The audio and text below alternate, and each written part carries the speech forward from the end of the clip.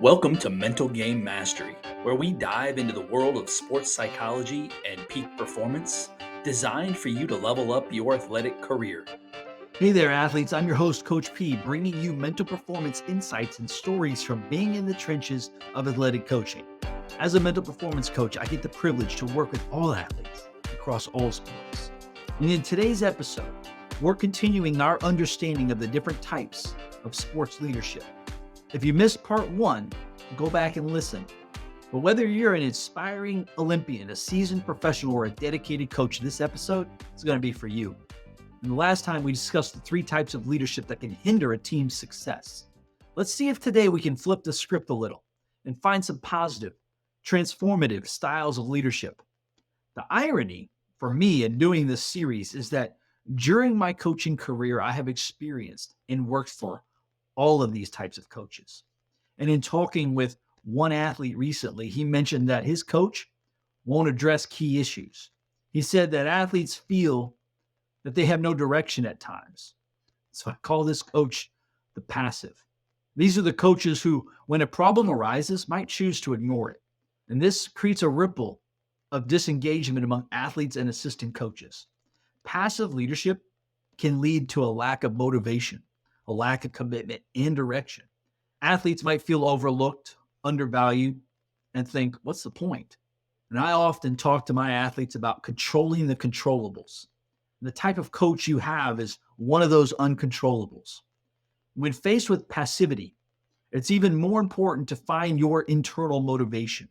So set personal process goals and work towards them. Seek feedback from your corner team.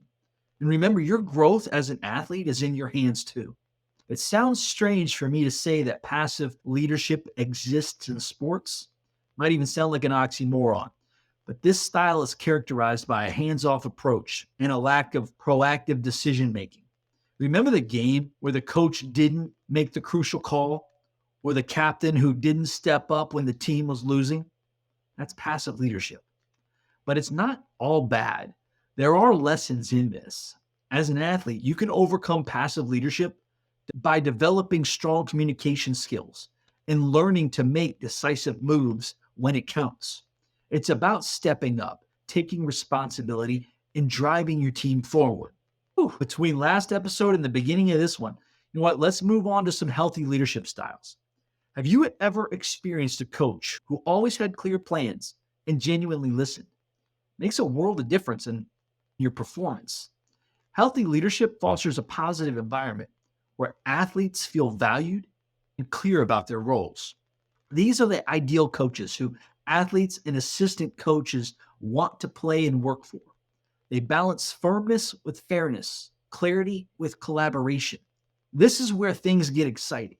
A healthy leader in sports is like a skilled ship captain that steers a ship through a storm at sea.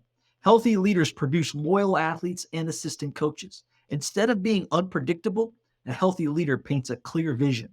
Instead of being domineering, a healthy leader listens and collaborates. Instead of being secretive, a healthy leader is transparent and trusting. Instead of being passive, a healthy leader is proactive. A healthy leader is engaged daily with the team, win or lose. And if you play or work for a healthy leader, you're going to want to follow, sacrifice, and give your best. Think of the legendary coaches and the athletes who've led their teams to victory, not just by skill, but by cultivating trust and unity. They're the epitome of healthy leadership. And here's the good news. These traits can be learned. It's about building relationships, setting clear goals, and being a role model on and off the field. And what makes a healthy leader? And how can you as an athlete respond to this leadership style? Where you can embrace the open communication, engage actively in discussions and team meetings, value this environment. So share in the comments a moment when you felt supported and empowered by healthy leadership in a coach. What impact did it have on your performance? Before we continue, I read a quote once that said, "He who said money can't buy happiness hasn't given away enough." I have no idea who said it, but it leads me to a question I want to ask you. Would you help another athlete or coach if it didn't cost you any money and you never got the credit for helping them?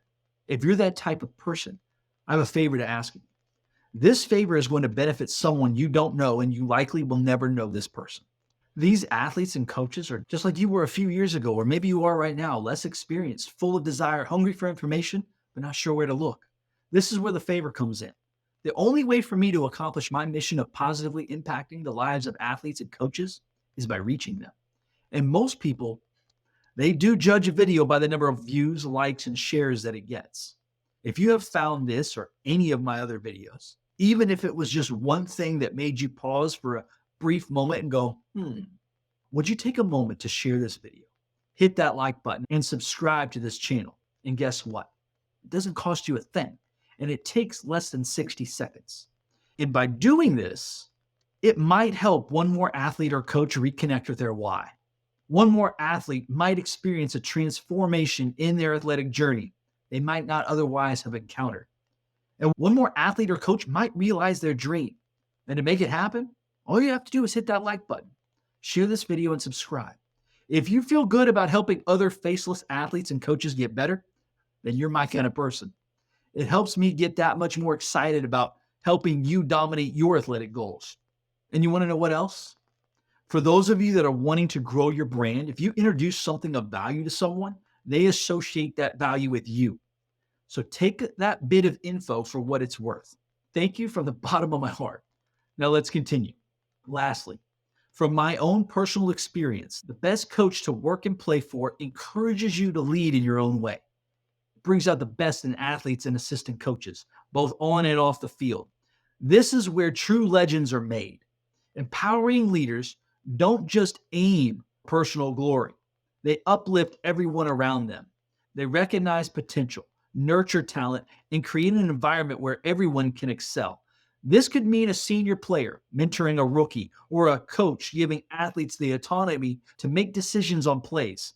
It's leadership that multiplies, creating a legacy of excellence and inspiration. These coaches don't just lead, they create more leaders within the team.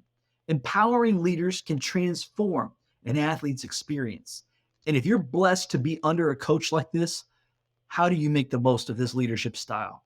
Seize the opportunity. Take the initiative. Look for opportunities to lead, whether it's during practice, in games, or outside of the sport. Use this environment to develop your leadership skills. This is free leadership development. Has there ever been a time when you were given the opportunity to take the lead? And how did that experience shape you? So think about your own experiences. We all have leadership abilities within us. So are you a more passive, healthy, or empowering leader? What steps can you take to develop your own leadership style?